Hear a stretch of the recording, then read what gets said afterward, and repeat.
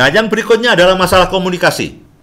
Masalah komunikasi ini menduduki tempat tertinggi, menjadi penghambat bagaimana suami istri itu bisa atau tidak untuk menjadi sahabat, menjadi rekan ngobrol yang asik dan menyenangkan. Nah, salah satu kuncinya adalah komunikasi. Hal-hal yang kita harus hindarkan adalah ketika pasangan kita itu bicara, kita tidak sungguh-sungguh mendengarkan. Kita mendengarkan sambil mainan HP. Kita chattingan dengan teman-teman kita, istri kita cerita, kita tertawa, tapi bukan tertawa karena istri. Kita tertawa karena ada chattingan HP yang lucu. Nah, itu menjengkelkan. Sekaligus begini ya, sekaligus juga ada teman-teman yang mengeluhkan soal HP.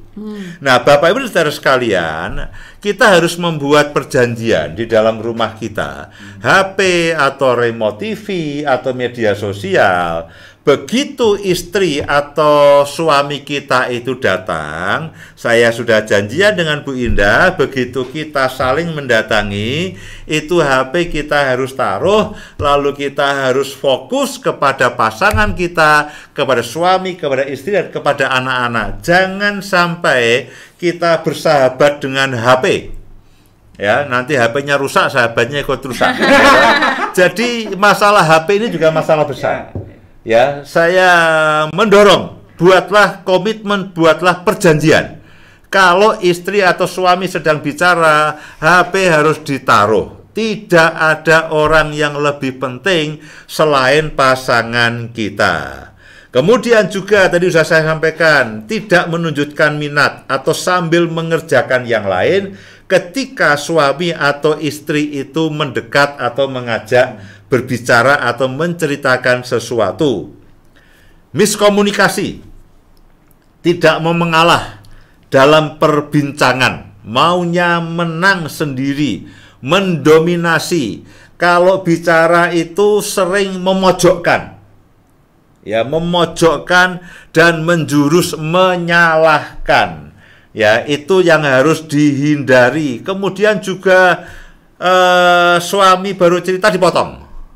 Istri baru bicara dipotong.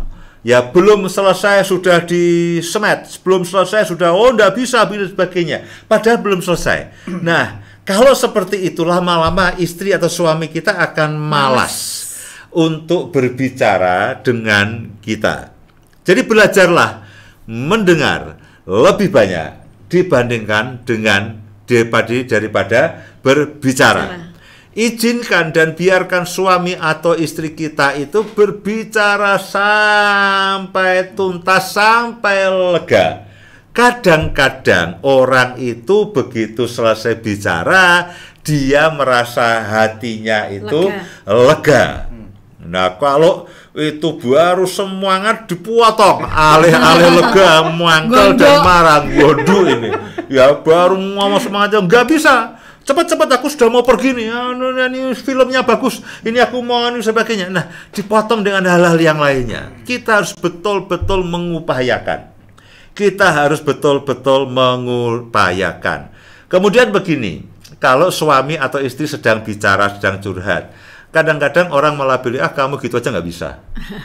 Dasar kamu males. Dasar kamu itu emosian. Nah, label-label seperti itu jangan disematkan kepada suami, kepada istri, atau kepada anak-anak. Label yang negatif itu harus kita singkirkan. Biarkan coba fahami gejolak hatinya, fahami keluh kesahnya, fahami emosinya, fahami perasaan dan gejolak jiwanya. Satu waktu, kita ada waktu kalau pas suasana enak, suasana memungkinkan, kita bisa bicarakan. Tapi orang sedang semangat, lalu kamu tuh memang emosional, anak nggak bisa menahan emosi. Lain kali dia nggak mau cerita. Lain kali dia akan menyimpang, aku cerita dengan ayah, dengan ibu, ya ujungnya aku yang dimarah, salahkan, ya. Kemudian curhat berujung kuliah dalam tanda petik. Nah, ini ada pengalaman paling menjengkelkan. Paling menjengkelkan ya. Itu kadang-kadang kalau saya curhat dengan Bu Ida, saya dikuliahi. Enggak bisa. Saya dikuliahi. Kamu yang Saya sedang dikuliahi. Kamu yang sukanya nuliahi. Iya. Saya nguliahi siapa? Aku. Oh iya. Loh, memberi kuliah itu tidak mudah. Kalau kuliah terus bosan. Kok wis lulus? Lu kan ada semester pendek, ada semester pendek, ada